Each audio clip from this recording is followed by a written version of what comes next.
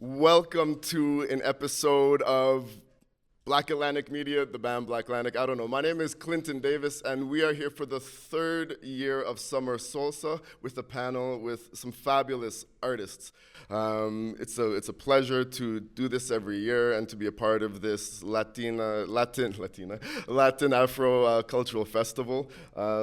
It's been, we've talked to some of these people before, so to get the full background of their life story and what they've done in the music business, they are going to recap in a minute, but at the same time, check out the past episodes from previous Summer Soulsas. But yeah, let's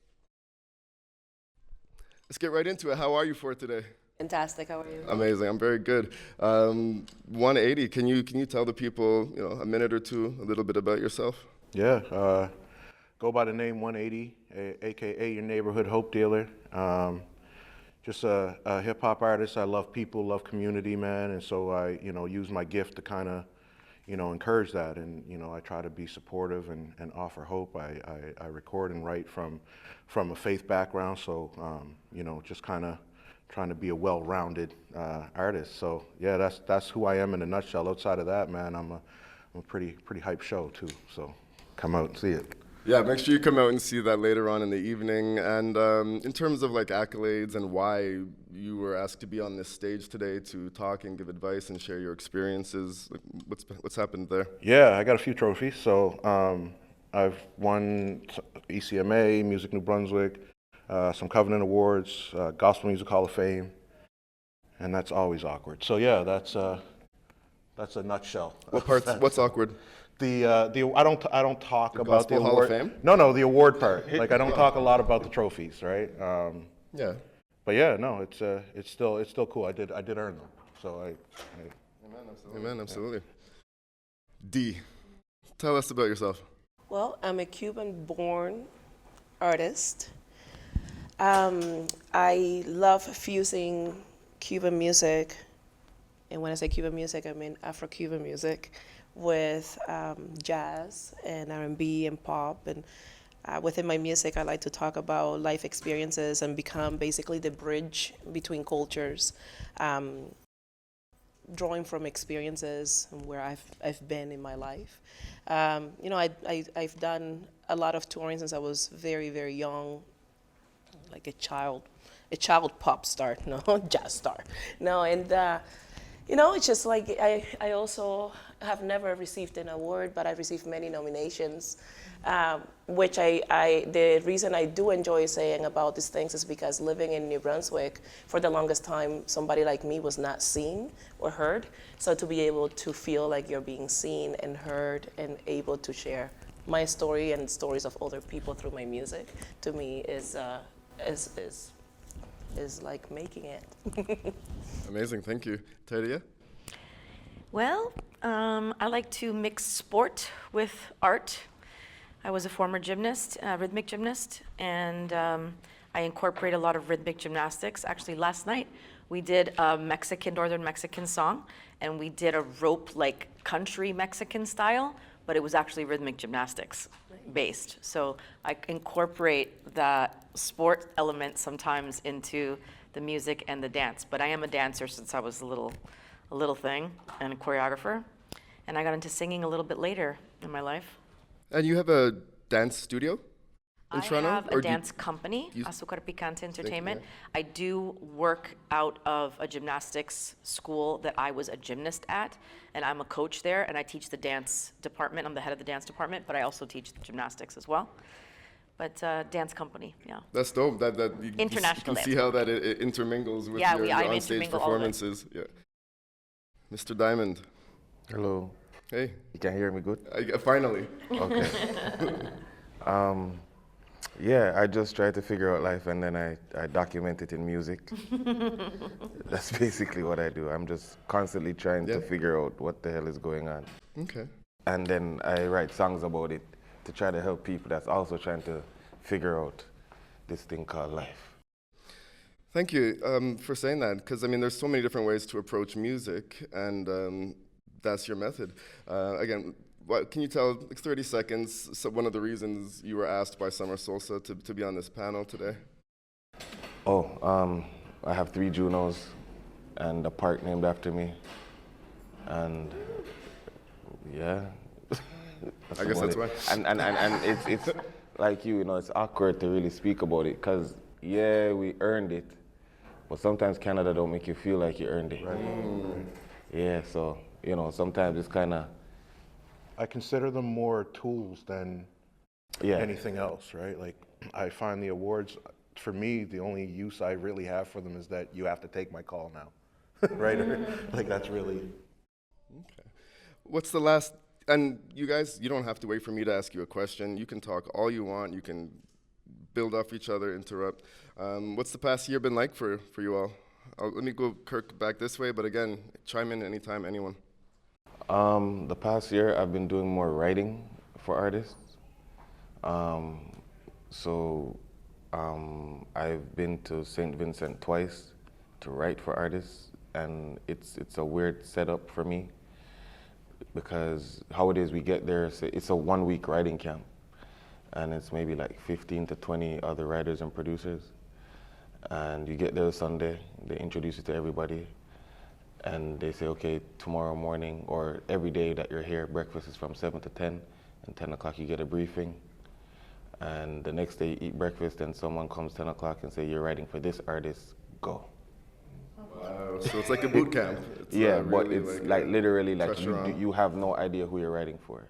So for the last one, we woke up, got breakfast, then someone says, you're writing for Rose, who's a K-pop artist. And I've never listened to K-pop. And then Tuesday, it was Kellan. Not your brand, not your vibe? K-pop, no? I see it, but I don't see it, if you know what I mean. Yeah, it's no offense to them, but I thought they were speaking, I thought they were singing in Korean until I actually did my research because I had to write for them. I realized that they do both. Yeah. It's really popular right now, and Yeah. there was an artist named Jay Hart in That's what I was Newfoundland talking about. from Jamaica, who he during COVID he wrote a K-pop song that I think hit #1 in the charts in Korea or Yes. something like that, and it's so interesting. There's so many ways to make a living in this industry. And everyone says you can't make a living, but there's so many avenues. Right, and to be honest with you, that's the part that I'm most proud of, to be able to say that, okay, you could tell me to write for 5 different genres in 5 days, and I'm knocking it out the park. Nice. Just because I have to. Meanwhile, if you say, Kirk, can you write a song on this beat, it may take me like 3 months for myself. Yeah, so you work well under pressure. Diamond. That's music, yeah. Some of the best songs in the world were written in 2 hours, and other ones take years. Just quick, so writing camps, is that a paid venture for you, or is it paid based on the success of the song that later gets recorded? If they choose it, because it's 5 to 6 rooms, we're all writing for the same artist. Gotcha. Right, and it's all day, so from 11 a.m. till whenever you're done. And sometimes they're doing 2, 3, 4 songs a day for this one artist. And then the label takes it and then they pitch it, and whichever they like, they take. You know what I mean? And the middle of the camp, I ended up writing for BTS. That's amazing. Yeah. And I don't know if they're gonna take it yet. Of course. Hopefully that'd be great. Because all of the songs that were written that day was good. But that was like, I was in my One Direction bag. Yes. Right. Yeah, you know what I mean? Yeah. So it's like, when my publisher looks at me and says, when he listens to the song, he's like, this song may buy you a house one day. But is the trip paid for to get to St. Vincent? I mean, I are you get a paid to grant. be there for the week? I get a Okay, grant, and then there's the additional, because you're not wasting your time. But and put it this way, the more successful you are, then they started, they'll be like, Pay okay, more we attention need to this you. artist. You've established Right. yourself, improved yourself. Right. Yeah, thank you. Teria, what's one of the most interesting ways that you've earned in income or revenue in this industry? Actually, the last couple of years, I've been super lucky and gotten some sync licensing, which honestly didn't really understand it a few years ago. I didn't really get it, and I signed up to United Masters, and they're kind of like my record label, sort of like my digital record label, but they're not. They are, but they're not. That's But you what I know, use. when it first started, it was horrible. The customer service was horrible. No one ever got back to you. It was always like such a thing to get your music up. But one of my producers in the States, he's like, let's just try. And I stuck it out for about 6 months to a year. And then they changed over people. And then they had actual real people starting to talk to me and reach out to me. And so they made this whole sync library thing for me. And I signed all these contracts, got all my producers to sign contracts, and they started to pitch my music. And then boom, boom, boom. I started to pick up little ones, mostly alcoholic beverage type, Diageo, Buchanan's, whiskey, things like that. And I was getting little placements, and then they started to get a little bit bigger and bigger. And so this last one I got, I was so shocked. Marcelo from Saturday Night Live, he's talking on a video about his family, and it's my song playing in the background. And that was my biggest payout. It was just a reel. It was just a reel. And you hear me singing one word. Like, it's not even my whole song. It's just like, Sarandeo in the background. And that's it. And I got a nice American dollar Chunk of money. chunk of dinero. $1 American? It's like this big. What am I? No, I'm not gonna tell you the amount, but it was good. Yeah, I know it was good. And so we're starting to write music, because we weren't writing music for placement. No, you weren't. You know what I mean? We were just writing music. And now I'm like, oh, Yeah. let me What does this sound like on boom, this? boom, boom. Yeah. I actually, this year, came up with the idea to write a theme song for Summer Soulsa, partially for Summer Soulsa, but partially I thought, this could be a placement song. It's kind of like a jingle. It's not like a regular song. You know, and there's Spanish and French and English in it. And It's funny you say that though. Is jingles dead because of placement? Well, jingles are placement. Placement. Yeah, they are. Like, I mean, you think of jingle and you think of like, I don't know, Tim Hortons. Like, you know what I We don't mean? hear that anymore. Like But in the we'll hear commercials. Songs. You want to watch TV? Yeah. Yeah, if you watch TV, like the Yes, short I do. jingles. Yes. Are there still jingles? Yeah. Yeah, of course there are. Like what? But they're placements. They're They're- yeah, yeah, they're- for They sure. are placements, yeah. It's still But they're somewhat small branded songs. It's contract. usually They a coexist. catchy song. Because I remember they used to have like places that you work at. All you do is make jingles all That's day. right. I wonder if the format changed, or I wonder if that is still an Yeah, aspect that's of the that's industry. actually that was my question. Right. If that is dead, not if. I know. I don't know. But I guess there are still jingles on TV. So songwriting camps where you can earn residual royalties for 50 years if your song gets picked up and does well in another country, and you know you might be living well off of music annually here in Canada, and no one would even have heard of you. But from that, and then there's sync placements. We probably talked about sync last year. Every second that there is a sound on anything that you've ever watched, TV, commercials, movies, like I was sitting by, someone in my house was watching Ginny and then Quinn, right? Yeah, so Quinn, and then I just out of nowhere I'm watching this show on Netflix, and I start hearing this song from a Fredericton artist during the outro. Yeah, so yeah, placement's real, and there's good money in that. How about you, Dee? What's the most interesting? I personally have been doing many things at once this past year. So writing a lot, but more writing for me. I really haven't really sat down to write for anybody, which I was listening to what he was saying, and that would be an interesting thing. I think you have to be some special writer to do that, so congratulations. I have had syncs as well, and it has been for a smaller, usually for film. So they're actually from Fredericton, the ones that picked up 3 of my songs, and it was in the Toronto International Festival and all that stuff. But I've been writing, I've been working in an EP and an album simultaneously. And one of them was I wanted to do something that represented my culture, but also South America. And I tend to work on my own. So I had the opportunity to allow myself to work with somebody else, a producer who's based out of New Brunswick and here in Fredericton. I mean, he's from Honduras. So we worked on that together and simultaneously write my full album that is about to come before the end of this year. that talks about my experience as a 16-year-old coming to Canada and living on my own, and just talking about those experiences. So that's what I've been doing, and then I've been performing a lot. I've been touring a lot, and it's mainly in Atlantic Canada, working towards some international things, and really just really sharpening up my business side of things, because I'm all everything. I'm fully independent, and with that, there's a lot of growth and learning still coming through. And even when you get management these days in the music industry, you should still know every Absolutely about management to make sure contracts are done right, and you got to be more passionate than your manager if you even have one. Yes. If you're not your own manager, because otherwise, like, what are you doing? So, so you're looking at different ways of creating music and albums for streaming. Of course. Live music nowadays is one of the best ways to Yes. make money, especially if you're in the festival circuit. Let's just be honest. That's where you have that built-in crowd that comes, and it's not your job to like book a venue and Right. invite a bunch of people. So yeah, how many shows have you done this year?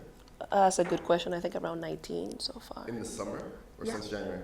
No, in the summer. So that's wild. Yeah. So for artists that can get their live show together and a good set and just get into that circus, and then the reputation builds. What I've noticed, though, it's the reason why I have had more shows this year is that I've been collaborating with other people. Like, I've been working with Joel Miller, who's a fantastic jazz Juno Award, and he has his own project, and he just happens to play in my band as well. So we have decided to work together that way, again, with El Tata. So just working with other people has opened the doors to doing not just my music, right? And then the shows come with that.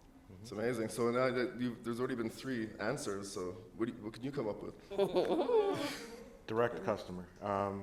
So I Direct to customer. Yeah, Beautiful. It's huge. I haven't really paid a lot of attention to Yeah, it, you but when gotta I put out the last album, Broken Pottery, and I had some issues with the distributor, the online distributor, getting it to and rather than just wait, I was like, you know what? I have an active website. I was going to put it on the website, and what I did was I set the price as donation, pay what you want, and I just set the minimum at what iTunes would charge for the album.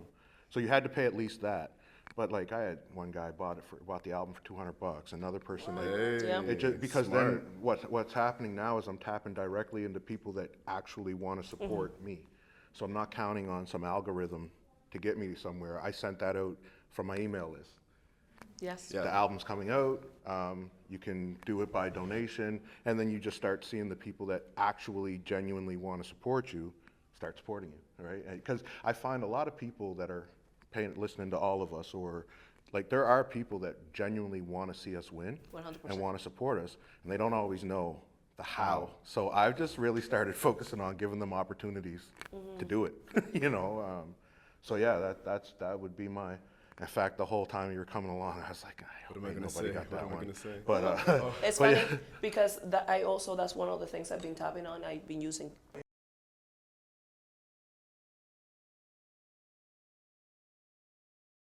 the only thing I would suggest other than Bandcamp is to go through your own The website as website, well. because I'm funneling people back to that website, and then my merch is all there. Yeah. And so now they're there. Well, I'm supporting them anyway. Right. So why don't I grab a T-shirt too, or why don't I, and then I'm also not counting on Instagram or Facebook or whatever to send people to my merch.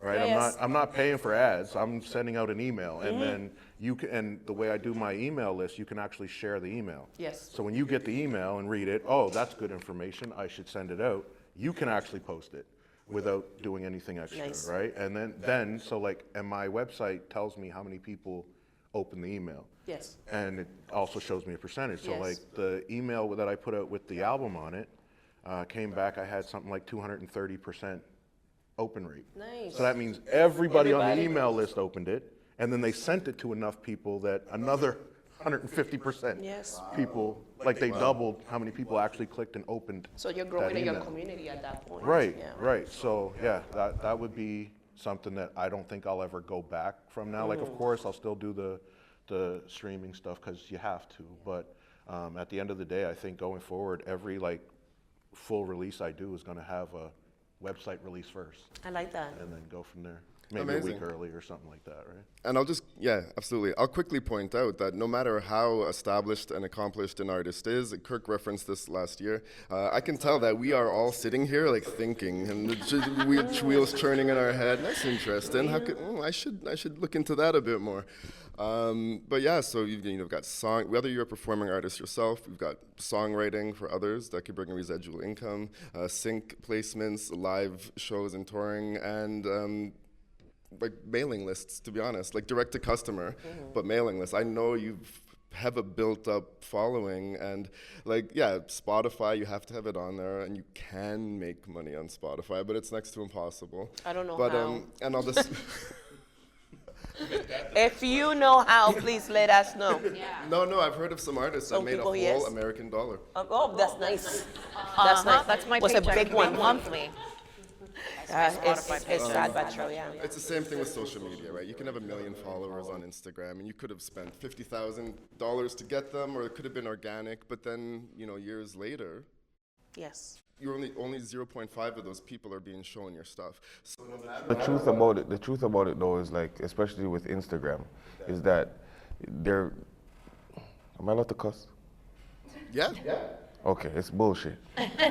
So in the sense of, you have people that organically like you, right? No one's not following nobody that they don't like, right? And even if they press follow, it's something that they saw that made them want to follow you, right? But then Instagram or Meta or whoever's in control this week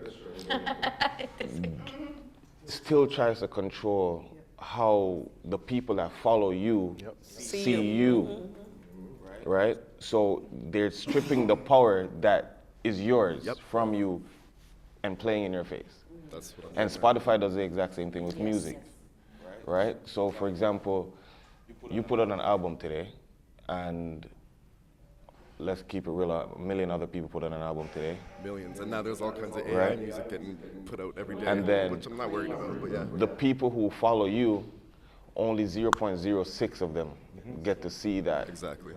your album came out today. But they're following you. But these companies won't allow you to be successful. That's the No, they problem. won't. It's because they have control They're of beholden over to the their whole thing. stockholders and shareholders, and it's Right. their job to And then extract as when you much money as start they can. reading the fine print and you realize who owns these companies, it's the labels, Yes. Oh yeah. Okay. That is true. Let's talk about right? that. So it's like you wouldn't have signed us in the first place, Right. right?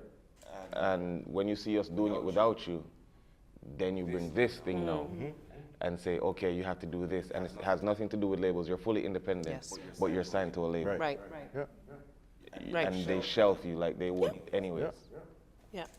And That's the reality. I know. Yeah, it's just a different way of saying, okay, you made 0.003% off a penny for one song. Like I bought albums for $20 and I've only listened to it once. Yeah. Right? Yeah. Because you don't need to listen to it again. Like I got it. Yes. And at least I have this for my collection. Like I'm not listening to Thriller every Halloween. But you have it. But I have it. Yeah. Well, back in the day, I used to buy a CD or a record and I listened to it Play for it. months. But nowadays, it's a bit You know what I different. mean? So it's like, so if someone listened to my album once, you mean to tell me that I only got half of a penny for listening to my entire album? That cost you to make. Oh, Doug, they've It's- even started blocking IP addresses. So what we used to do as a team is, because there's a few of us that make music together, and so what we would do is we would coordinate our releases. So basically, okay, Kirk, you're releasing tomorrow. Tomorrow night when I go to bed, I'm gonna take your project, I'm gonna put it on repeat, turn the volume down and go to sleep. Get you those streams. So you can, they've actually started blocking that too now. There's I think it's like 5 or 6 consecutive. Listens, And then- it doesn't and then count. stops counting. Spotify's always, Right? they're always looking for ways to take money from the artist as well. Yes, well- Similar to an organization in Atlantic, Canada that's under fire right now, which we can talk about or not. But you're right. So I think the way that you can make money on DSPs is by having it there so that people can maybe find you and book you or check out your music really quick from their phone without having to do too much work. But I'll show you something. You don't make the after- money off Spotify. After, where I've been restricted by Instagram since 2021, and I had no idea. You started to tell me about that. You can tell us now. So it's like, so when people, like other people be like, yo, how do you have this, but you have this amount of followers, and then this amount of likes, but you have all of this, and then your shows look amazing, but your social media don't reflect. Right. Yes. 12,000 Right. followers, bro. 3 likes. Right? I know. So, Yeah. so it's like, so they're saying what's going on, and I didn't know that promoters for festivals have this analytics app that they use to judge. And it's See your usually through engagement that. rates. Please enlighten me, please. So now I'm feeling. So when we're not getting booked, it's not based on your talent. No. It's not based if you can sing and people will drop dead if you sing too loud. Based on It's analytics. based Numbers. on Your socials. the Numbers. And streamings, yeah. Yeah, but if the numbers are rigged, what the hell? Right. That's where we're at. But you know what? That's That's the bull. problem. I'm gonna swear too. That's bullshit as well. Okay, I'm sick and tired of things going backwards, and then the people that are doing the backwards shit are the ones that are gaining off the people that are doing all the hard work. I don't understand why everything has to be backwards. Why can't we just do it the right way, and the right people get what they deserve? I don't understand that. The world ain't right. That's why. So it's funny you say that because I remember I contacted a label that I felt would represent me well. And one of the first thing, it was like, you're almost there. You're almost there. I was just like, what does that, like your number, followers, and they're talking about the numbers. And I said, but isn't that your job? Once upon a time. It should be technically the job of the That's why we came to the develop label. an artist to help each other to get somewhere. To get to your goal. But now it's like you got to make your empire, and then we want to be part of that empire, and Yeah, they then want a say that taxi. I helped to get there. Yeah, they want a taxi. Yes. So that was a huge realization, and actually had that happen too this year. And I said, I'm done contacting. And it's not like I contacted a lot of people, but I contacted a few. And after that, I realized that's was not meant to be, right? Yeah. So if you want to be the change in the world, you can't just be part of the problem, right? Because then if I become part of a label that's how they see and But then that, and I did come here to change things. So right. And that brings me back to why I don't value but still value the awards. You know what I mean? Like, because I learned a few years ago that my talent had nothing to do with it. Like, I knew I was good. Like, that wasn't the question. I do the work. I know I'm good. The issue was, well, why is that not doing anything for me though? Like, why isn't, and I started to really realize that this wasn't about the talent. This was about what can you see that I don't even know I'm supposed to be showing you, but what is it that you can see that says that I should be there or not, right? And Yeah. I realized that didn't change for me until I started collecting trophies, right? But they're sitting in my basement getting dusty, right? Well- but the value in them is only that. Like, that's the only thing I've question to me a lot pulled of out times of when them. it comes. No, it's okay. I am gonna interrupt for a sec. I'm gonna call you on two things, because you gave me a lot of trouble last year. And then Broad Purple has. I was gonna say for the people that are here, if anyone has a question, we're definitely gonna let you speak in a second. But I mean, first of all, it does have to do with talent, not just talent. There's a lot of politics and stuff like that. Like someone who's not talented is not going to win an award. What I mean they is might win an award, but not as likely. the talent isn't the thing that makes you the win. big thing. No, we all know that. Because I mean, we're sitting here and we're talking about like when we started this part of that first part of the conversation, and Dee was like, "Yeah, I have nominations," and that's crazy to me. If it was based off of talent, it's a different conversation, right? So yeah, that's where that. But goes. also, I'll say it has done things for you. You've gotten the calls for like after winning awards. You've had an uptick in. Yeah, if off you're the doing trophy, music not the talent. The talent didn't change. The trophy did. Oh, I thought you said the trophy didn't do anything No, for you. no. Okay, I I'm saying misheard that's you. the Okay. only value on the trophy. Yeah. Oh, is that okay, that- I agree then. That I agree people then. have to take his calls. And the last thing I was going to say with the DSPs, when I was summarizing all you folks, is like Facebook, like you were saying, 0.005, no matter how much work you did. And then like Facebook could disappear like MySpace did. Right. And it's just gone. So mailing list, my point is mailing lists are still it is, king. yeah. And 180 has done a really good job at building that dedicated clientele. Everyone's heard the 80-20 rule. You know, if you could get 20% of your fans to support you, and buying one single or one $9.99 album, you said minimum. Yep. That's like Kirk would know. How many streams would it take to make 10 American dollars? I'm just kidding. Like, no, like you could buy an artist album for $9.99. And that's supporting them, probably the equivalent of like 30,000, 40,000 streams, right? You want to see? Yeah. Okay. So I made $2.38 this month from my streams. That's Amazon, Apple, Meta, SoundCloud, Spotify. I use the same. That's United Masters. Yeah. United Masters. Okay, so And then so look, Spotify is also in bed You'll with see the what my labels, sync with the license record is. labels, is what Kirk was saying. Yeah. and my streams. Yeah. Okay, that's All my right. monthly. That's who I use.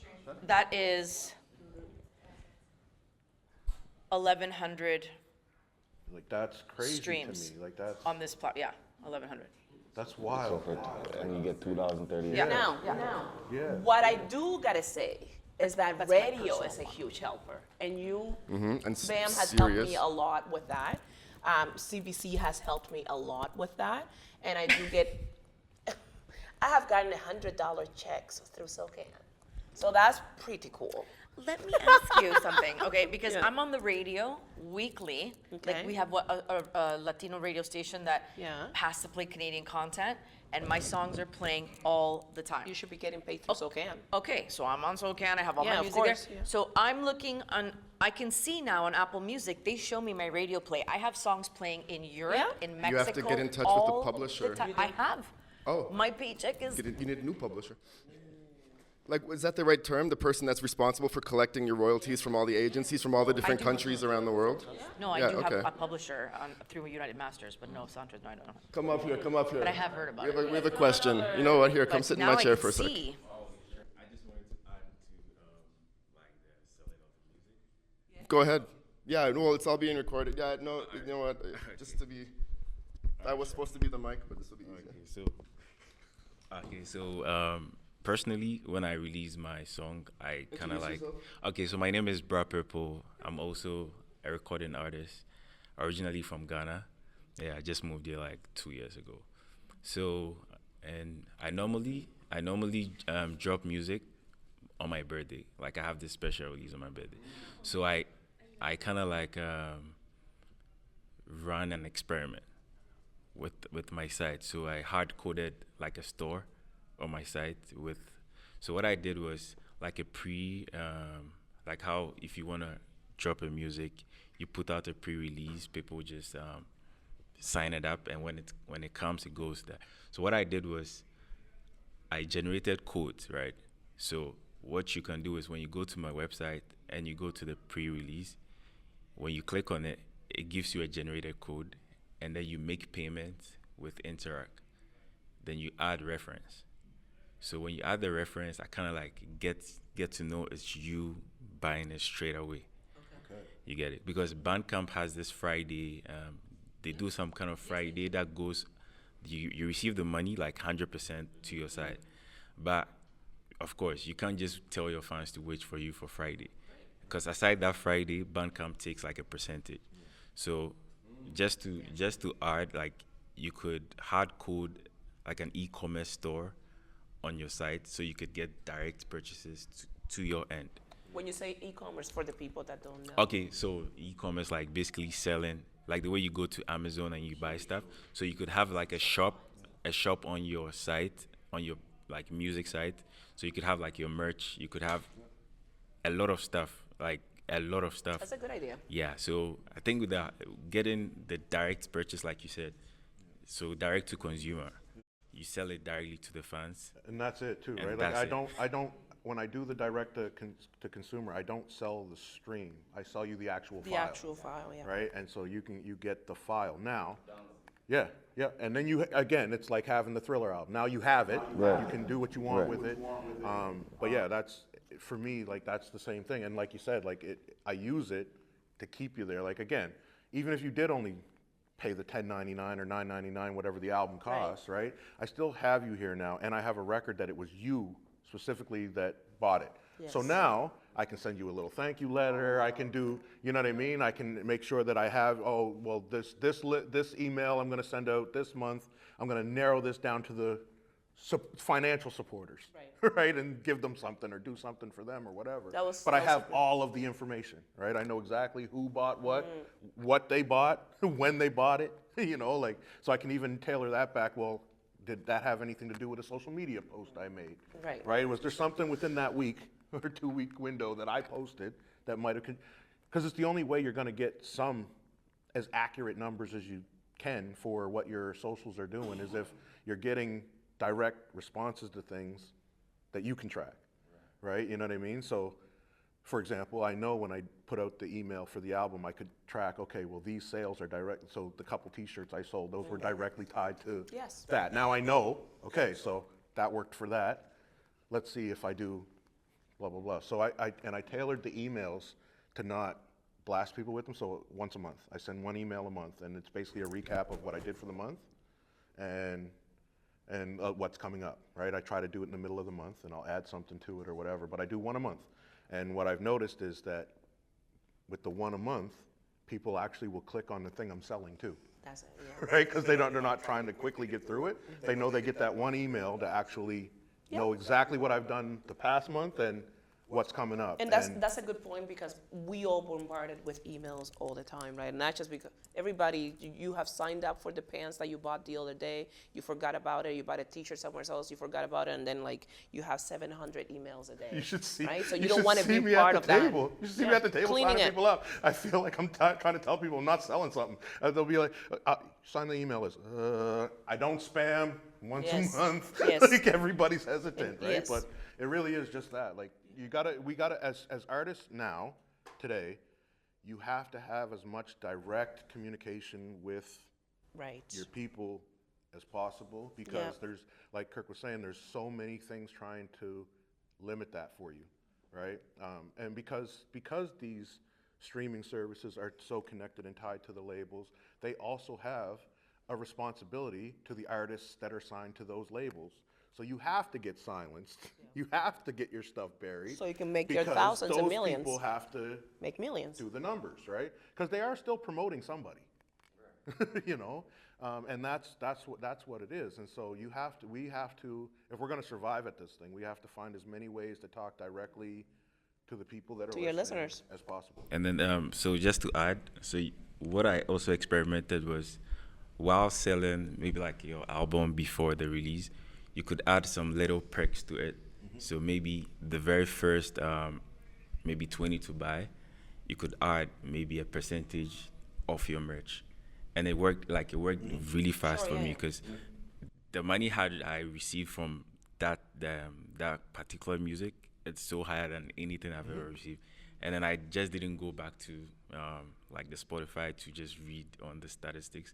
I was just working with my own file. Like people. I just watch where the count is coming from. And then where I'm from, like originally we have this payment method. It's more tied to your phone. So I also added that to the website. So not just basically Canada, but like other payment platforms like maybe PayPal, tapping into the African market. Right. Yeah, and stuff like that. So good chiming in. That's just what I wanted to add. Yes, and thank you.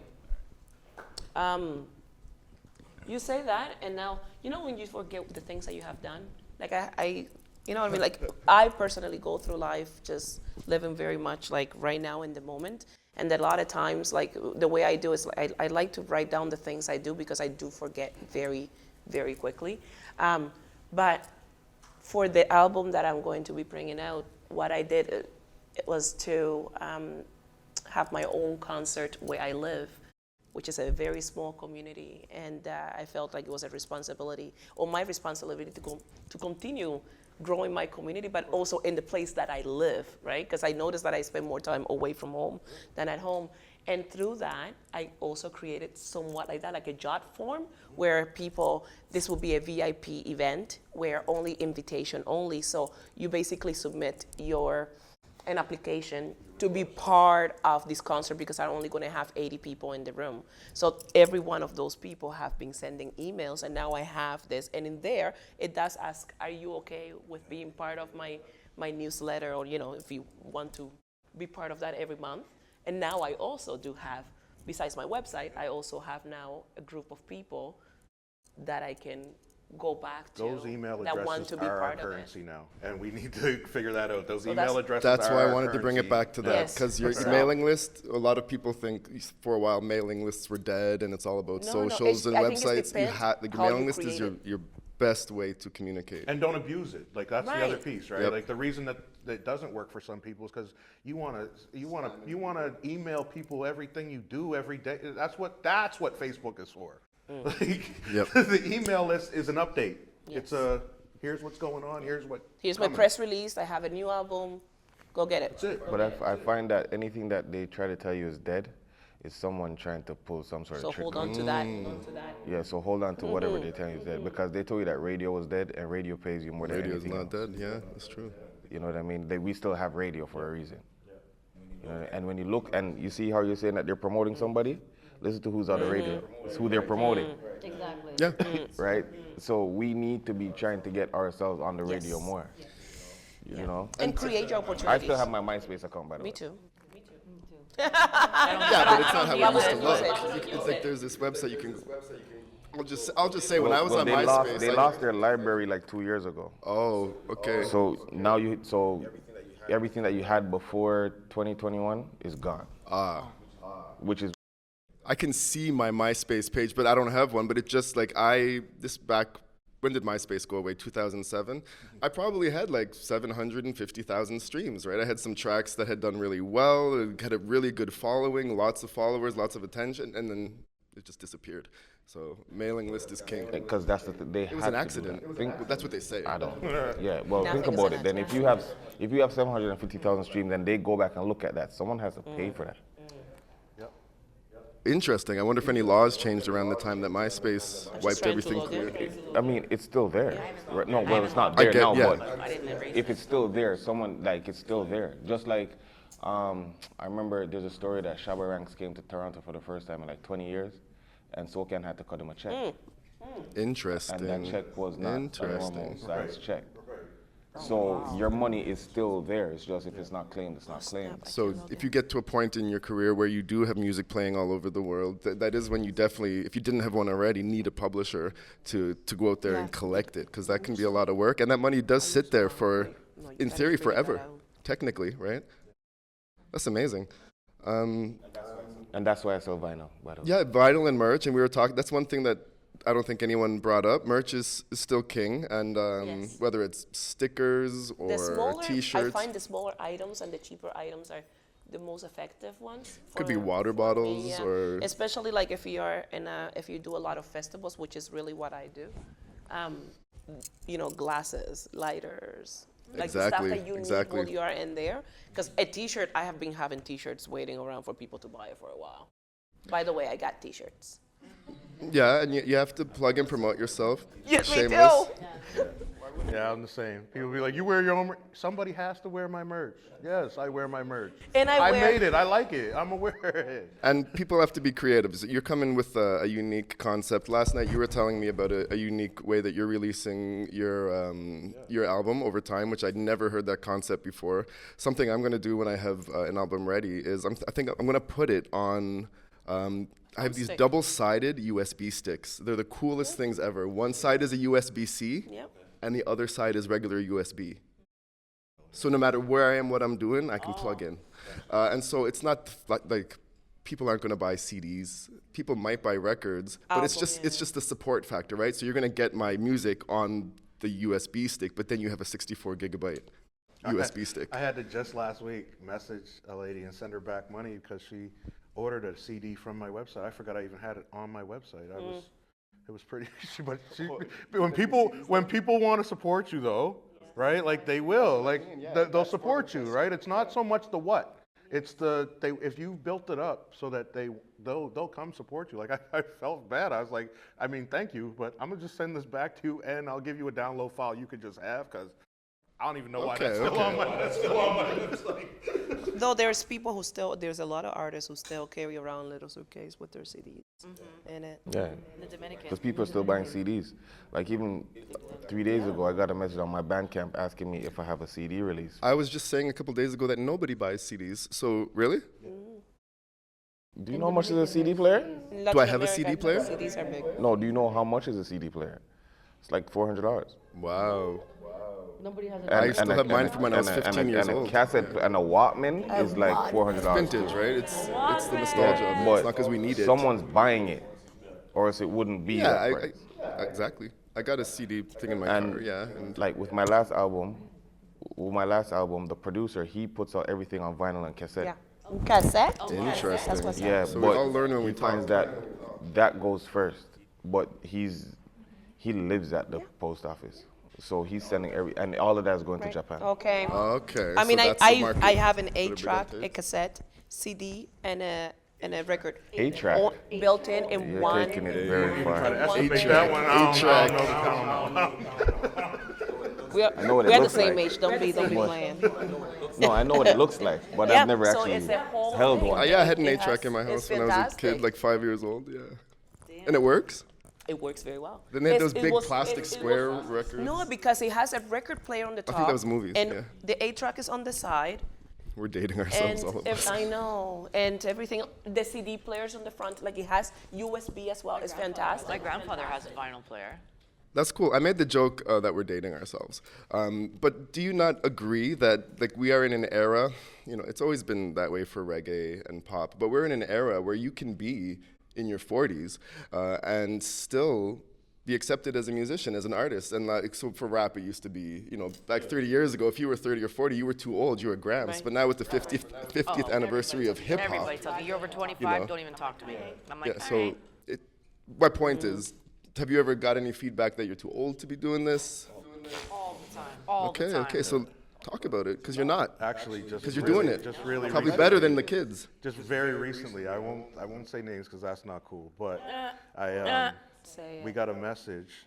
So my brother in music, his name's Fresh IE. He's shout out Grammy Fresh IE. Award nominee, all of that. Like just a solid guy, and he's the one to put me on. But him and I are like we're brothers. Like that's my big brother, and it's our relation. So anyway, there was a award show that happened a couple of months ago, and he ended up winning his award. And one of the younger artists actually sent a DM. You guys are. Let somebody else have a chance and blah blah. Like I was so hit by it, right? Like It's not Drake. like I was Let someone I else was have so have a chance. I was but and like that's my thing is like you know Wow. like I put in work. I'm not trying to win because you're in your 20s. I'm trying to win because I'm trying to win. Like I'm trying, you know what I mean? Like it's none of that. But like the tone in the message was like, yo, like first of all, a few of these opportunities you have, you got them from me. So let's start there. Like let's start there. But sons. secondly, there's people that have done this long before me that have paved a way for me to be able to do it. And I don't know, and I don't ever want to be one of those generation guys, but I don't know if there's anybody who came in the era before I did that I would ever like have that tone. Like I appreciate it. Like there's some people that didn't give me the time of day. Cool. There's some people who did, and I benefited from them. And but one thing for me is that I learned when I was young was I wanted to learn from those people. So maybe I might just say thanks every once in a while, or I might just show up. But like I kid you not, like it was an actual message that came out that you guys are too old for this and should not be, you know. Like, A 91-year-old Cuban lady won her Listen, first Grammy and at it's 91. for her. You know what I mean? Like that's, Okay. that's the thing. But yeah, no, And killed it. that was the one. Other than that, though, like the thing for me is like I like being around these young artists. Like I like what like I'm into. It doesn't always all make sense to me, but that sounds like old man talk. I know, but I just like I want them to all win. There were people older than me in my life that wanted to see me win, and even now there's some people who are older than me that refuse to see me lose. which is different than wanting to see me win, right? You know, and so like, I want to be that especially in hip hop, we've kind of developed this, you know, us versus them mentality of you're either from this era or you're from that era, and the two can't coexist. And I'm just like, for me, that's crazy, because I think some of the style of what some of these young artists are doing right now, I personally can't do. So I'd love to collaborate with that, because it's only going to enhance what I can do. And I can teach you a little bit about what you're about to run into and what's going to happen to you. And at the same time, you can teach me a little bit about what people are listening to keep me relevant now, right? And so we got to figure out how to bridge that partnership, you know, without, and I understand my genre is a very prideful genre. I don't know about every other one, but I know jazz mine is very much like that too. Right, mine's a very competitive, paying prideful. tribute to those before you and the ones that paved the way, and what made jazz or even Cuban music, what made that sound. The reason why I sound this way is because they sounded that way then. But not to say, and I don't want this to sound bad for these other genres, but you take country and rock and roll, like these guys will jump on somebody else's tour just to support them. Yes, like I know I can sell some tickets for Kurt Yeah. on it.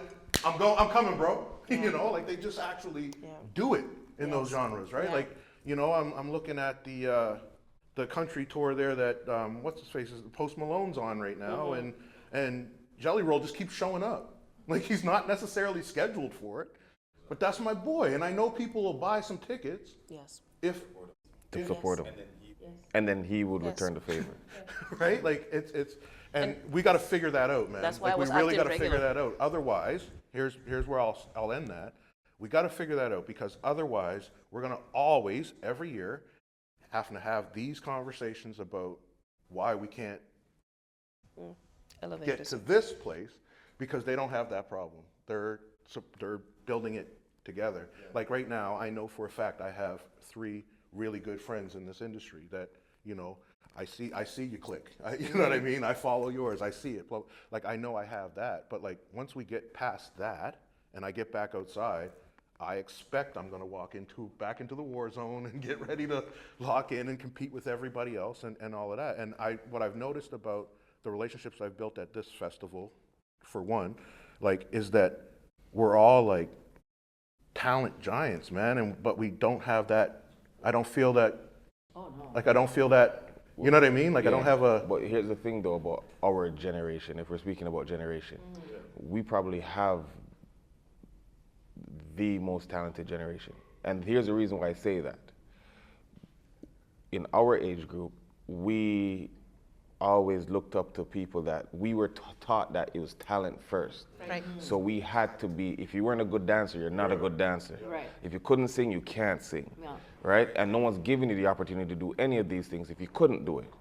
So imagine us building ourselves to be talent driven, and then the internet comes in and then it switches in on us. Right. Right? So now not it the thing switches anymore. before we get our turn, and now because it switches to a time where the generation after us understands what's happening, we don't know where to go. Right. Right? And now you're telling us, okay, so when we saw what we saw Michael Jackson, Quincy Jones, and all these people do before us, that's just dead now. Right. Right? And then now we're looking at TikTokers, I do not take right? I can't. Or lines are being blurred. Lines are being blurred, and they say that, well, it's genre fluid and all this stuff. I'm like, yeah, there's nothing wrong with that. But we knew that Pavarotti and James Brown doing a song, we knew who James Brown was, Yep. and we knew what Pavarotti did. Yep. That's not genre fluid, that's funk and opera Right. coming together. Right. Right? Yep. But now it's like they try to erase Yes. the lines Yeah. that were set for us to be like, okay, you want to be a musician? You're a musician if you could do this. Now it's 100%. you could go on Suno and you could type in, I want a beat that sounds like this. Right. And it comes up and you sing on it, and it doesn't have to make sense. You may not rhyme once.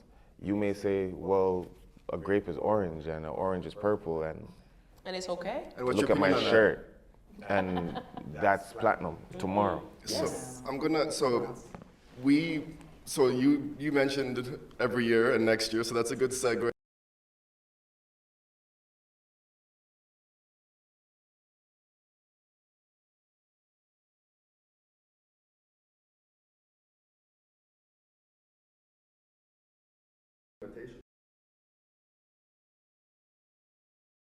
limitations. Very much. So if you want to just 1 or 2 minutes talk about those limitations, Well- and then wait 1 sec, and then no, I know people have sound checks and other things, and they want to rest before your performances tonight. We didn't get into it at all, but last year I was singing the praises of provincial organizations and how much artists need to be involved with them. Now this year, now you two might not know much about this, but the East Coast Music Association has been under fire for the past year. They hired this new CEO that was supposed to rebuild, modernize, be more inclusive, focus on diversity, and get everyone, involved. And then, the institutional people who would have not benefited from that because they were making their money off the way it was, created this hubbub. There was this scandal. She was fired. They brought back in I'm paraphrasing, but a senior of European descent person to run it again. And then the former CEO, she spilled all the receipts about how this organization is supposed to be for the artists and publicly funded, how they get $1.6 million last year. Barely 100,000, or maybe 130,000 went to actual artists, whereas the CEO was making 100,000. And in total, every East Coast Music Association artist made 140,000 combined. And it's a not-for-profit. You could probably talk more on that than me, but I mean so how do you feel about that, and what do you guys think about that? Well, first, so D, first your genre, and then we're going to end off with the ECMA talk. Yeah. So I mean, it can create limitations for a lot of things. A lot of times, as you know, we always click in boxes. It's either through music or through the color of your skin or your background, right? So based on that alone, a lot of times when it comes to festivals, it becomes difficult to get booked. Because especially, for example, in Atlantic Canada, whenever there are buyers coming here, they are usually looking for folk, country, somebody with a fiddle, which I also love that music as well. So then when you see somebody like me amongst those applications, you get overlooked. Now I say that, but I am getting booked. So I think just being very confident in your presence and what it is that you make and do creates this hyper focus on you, because you are the different one in the room, right? I mean, I honestly don't like to even think about the limitations, because if I think about the limitations, that I just won't make music and I'll just go back home. I just keep showing up. I just keep sending the emails. I'm extremely persistent, to a point that I think I become quite annoying to some people. That's independent, right? And I do speak about the fact that nobody wanted to see me. And there's still large festivals in New Brunswick who should be booking me, including one here in Fredericton. You at the end look stupid when you don't book me, because everybody else sees me. Even when you don't want to see me, you see me. Not within only fans, but artists, they see me, so just keep showing up. Whatever it is that you want to do, you gotta do it. This whole idea that there is, just reggae or light music or hip hop, we all can coexist, and all of those things can coexist within your music and just what happens with mine. And yeah. Okay, thank you. And I mean, I know we could, this next thing that I brought up at the end, we have to finish. We could talk about this for 2 hours straight. Sorry, yeah. But what are your thoughts on The ECMA? the ECMA stuff is, I mean, I guess for me, I won't speak on it. And the only reason why, because I want to be clear on that. The only reason why is because there's a lot of moving parts, and I have a lot of relationships that are tied to what's going on with ECMA right now, and I want to make sure that us as artists, or the artist community that I'm a part of and that I represent, is represented properly. And so the only thing I'll say on the ECMA situation is that we are not being represented properly, and that needs to change. Now, how we go about that, that's another conversation for another day. But in terms of, because the one thing that is happening right now that does make me a little bit uncomfortable is that there's a lot of people who I know have no idea of what's going on within there that are throwing the opinions out. And I feel like that's a lot more damaging than let's just wait and find out what the plan is here. Right. Because the artists we're coming together. Yes. We're figuring it out. We're not going to people are just speaking chill up. on it and let it just be what it is. The status quo will change. Yes, Promise it you has that. to. I promise you that. Or we'll find another way to do it. Like, and we've made it clear that we're willing to do that as artists. Like that's not a new thing either. Yeah. We've made that clear. That's why we talk about the independence and how labels and all that works. Is because we've proven that as artists, we'll just move on and figure it out. But yeah, I think that that's really the only thing I can say about it is that it's there to represent us artists. It is not representing us artists, and it's paying the people who have the financial investments in it, which is not what it was for, and it's not what it's for. And the fact that the artists do not get the financial support, knowing what kind of money is going in there, what the government's putting into it, What we artists put are into putting it. in. Yeah, I was going to say what we put into it as we far pay as the fees. dues. We pay fees for that, right? And then we also have to pay submission fees if we want to submit for awards. And we have to also have to bring pay bands. application fees if we want to We do got a showcases, right? Like everything that they technically do for us comes with a fee for us. And what we're seeing now, because Blanche is being so open with the actual receipts, Right. what we're seeing now is that not only we all knew it wasn't happening, but we didn't all know the severity of how badly it wasn't Yes. happening until Yes. Blanche started showing us. Right. Here's the exact numbers. Here's the exact what. And so, and out of respect for her and a few of the board members that left that are kind of spearheading us figuring this out, out of respect for them, I don't want to sabotage anything that they're doing. So I just amen, amen. because I've been asked a few times That was what really my well thoughts said. are on No, it. your answer was I don't really wanna well touch it. said and professional, and I'm still looking into it and figuring out what's going on, and I haven't come to conclusions, but there were receipts posted Right. on Yeah. Instagram, and those seem Yeah. factual. And they clarified a lot of my questions because when this whole thing was happening, I was already in the midst of going to Newfoundland for the ECMAs as I had two different you did the showcases. I showcase, was yes. part of the export program. I was part of the SOCAN songwriter circle, and all of a sudden this was dropped on me, and almost like even our association was asking me, "Are you still going?" Yeah. And of course, I'm going to show up because I also worked You're a extremely professional. hard to be able Yeah, to be yeah. seen in those spaces, right? So, You did the right thing. I want to cover this while I want I to do agree. this part publicly. but there was a guilt. But here's the know. thing, though. You did the right thing because I'm on our association's board, and we did have that discussion. And what we landed on was the artists that need to go, we've got to support them and send them, Yep. regardless. And now what we're going to do. And so for me, and you know this Yes. to be true about me is, I've pulled out of 2 separate award things based on how artists were treated. I skipped I boycotted a Music New Brunswick year. Yes. Which we're also part of at Because the same us, time. yeah. I boycotted a Music New Brunswick year, and this year I pulled out of the showcases for ECMA. ECMAs. That wasn't a get credit thing, though. That was because that's the role I have in the music industry. That's what I do. That's kind of what I do. For you, I felt very strongly that you had to go because we needed some form of joy in our community, and that's what you bring when you perform. And so I was very much on we got to get D over. Like there were a few artists that we were like, these are the people that are so far going. What are we doing this?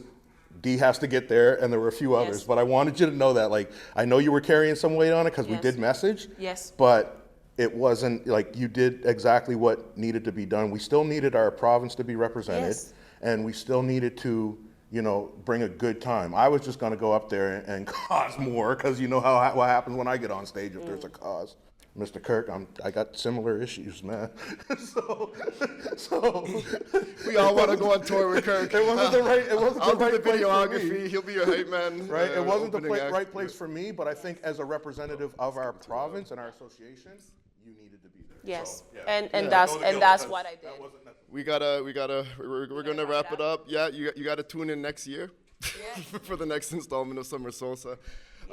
My name is Clinton Davis from Black Atlantic Media, and I want to give a huge shout out and thanks for, I think, the best panel yet, to 180, D. Hernandez, Teria Morera. I always feel like I'm Morara. I will mess that up every year. I'm sorry. And Kirk Diamond, the man with the park named after Morara. him in Brampton. Yeah, that's dope. All right, that was it. Summer Soulsa. We'll see you next year. Make sure you're here next year. Really? Peace. Thank you guys for coming. Thank you to everyone for being here. Yep. The Canadian way. Good job, guys. Thank you guys.